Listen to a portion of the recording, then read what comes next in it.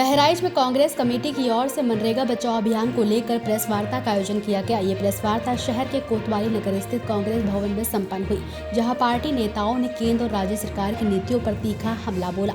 Press वार्ता के दौरान आकिब नदीम को मनरेगा बचाओ अभियान का समन्वयक घोषित किया गया। कांग्रेस नेताओं ने आरोप लगाया कि भाजपा राम जी के नाम का सहारा लेकर उनके नाम मूल्यों का अपमान कर रही है। पार्टी का कहना है कि प्रस्तावित योजना गरीबों के अधिकारों पर डाका डालने जैसी है, इससे मनरेगा की आत्मा को नुकसान पहुंचेगा। कांग्रेस ने यह भी आशंका जताई है कि इस योजना के तहत पंचायत स्तर पर भेदभाव की संभावना बढ़ सकती है।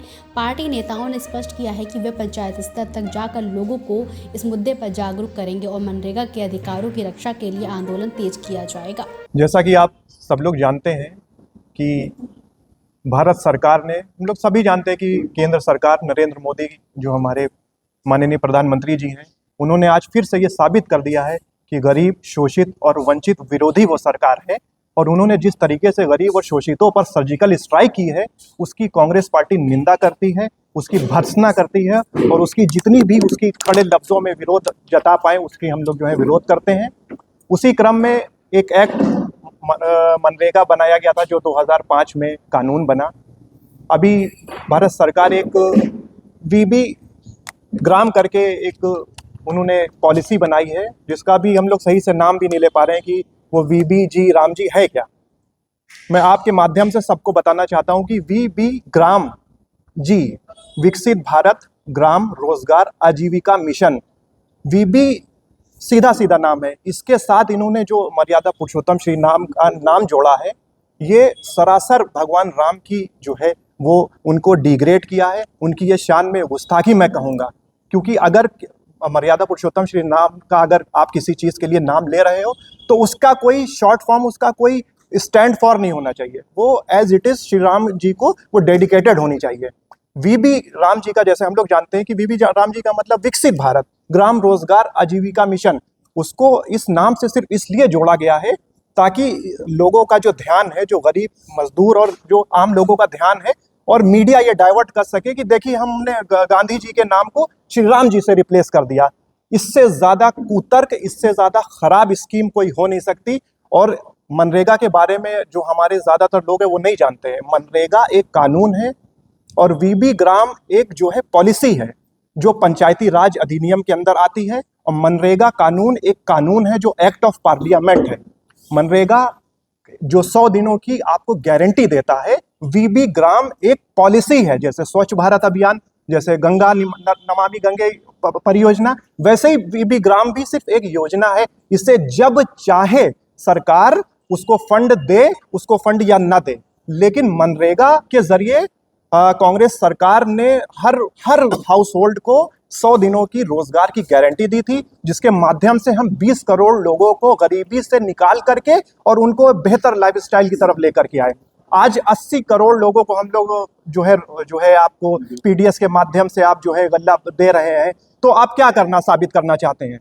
ये जो वीबी ग्राम योजना है, मनरेगा के साथ साथ आप ये लेके आते हैं। मनरेगा एक्ट को आप चलने दीजिए, मनरेगा कानून को आप चलने दीजिए, उसके साथ आप वीबी ग्राम अगर लाते हैं तो स्वागत है। वीबी ग्राम योजना में कोई बुराई नहीं है, लेकिन अगर मनरेगा को आपने खत्म कर दिया तो आपने वीबी ग्राम के जो उसका मेन पर्पज है उसको आपने डिफीट कर दिया। वीबी ग्राम का कोई विरोध नहीं है, मैं आपके माध्यम से फिर बताना चाहता हूं, लेकिन मनरेगा कानून के साथ अगर वीबी ग्राम आता है तो उसका स्वागत है। मनरेगा को अगर हटा करके आप अडानी और अंबानी के जो है सपनों को साकार करना चाहते हैं, वीबी ग्राम में एक क्लॉज ऐसा है जिसमें फसली वर्ष में आप 60 दिनों तक आप जो है रोजगार नहीं दे सकते। 100 दिनों का रोजगार आप कैसे दोगे जब वो चीज़ कानून में है ही नहीं। 100% जो पूरा फंड है उसमें से 60% केंद्र सरकार देगी, 40% जो है राज्य सरकारें देंगी, जो अभी की वीबी ग्राम की मौजूदा स्थिति है। मनरेगा में हम लोगों को 90% केंद्र सरकार देती थी, 10% जो है राज्य सरकार देती थी। उसमें भी अगर राज्य सरकार 10% देने में अगर वो देरी करती थी तो उस पर कंपनसेशन देना पड़ता था। इस वीबी ग्राम में ऐसी कोई व्यवस्था नहीं है। वीबी ग्राम दलित, शोषित, वंचितों के अधिकार पर सीधी डकैती है। इसको लेकर के हम न्याय पंचायत लेवल तक जाएंगे। जितने भी मनरेगा कर्मचारी, जितने भी मनरेगा हमारे भाई बहन मजदूर हैं, उनको हम इस योजना से जोड़ेंगे और एक जन आंदोलन जिसके लिए कांग्रेस जानी जाती है, हम इसको फिर से वही आग बना देंगे, इसको जन आंदोलन में खड़ा कर। पहली बात तो भारत के प्रधानमंत्री कुछ समय पहले, जब कोविड नहीं आया था उसके पहले, खड़े होकर के संसद के अंदर मनरेगा की बुराइयां बताते रहते थे और ये बताते थे कि भारतीय राष्ट्रीय कांग्रेस पार्टी ने युवाओं को और नौजवानों को मनरेगा में किस तरह धकेला, वो इसकी बुराइयां बताते थे।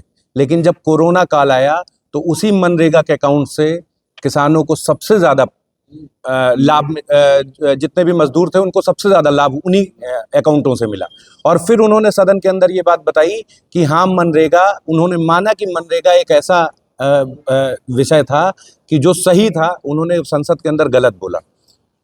आप सभी साथियों से बस इतनी बात है कि जो ये मनरेगा के बीच में राम जी का नाम ला करके और ये जो भटका रहे हैं देश की जनता को, ये भारतीय जनता पार्टी वही है जिसने राम मंदिर बनने पे हजारों करोड़ों के घोटाले किए, उस पर कोई बात ना हो पाए, चंदा चोरी की जो सदन के अंदर कई दिन तक गूंजता रहा, ये उन विषयों को, अडानी को जो ये जमीनें दे रहे हैं फ्री फंड में, उस पे कोई सवाल ना पूछा जा सके, इसलिए वो मनरेगा पे देश की जनता को, देश के मजदूरों को भटका रहे हैं, नौजवानों को भटका रहे हैं।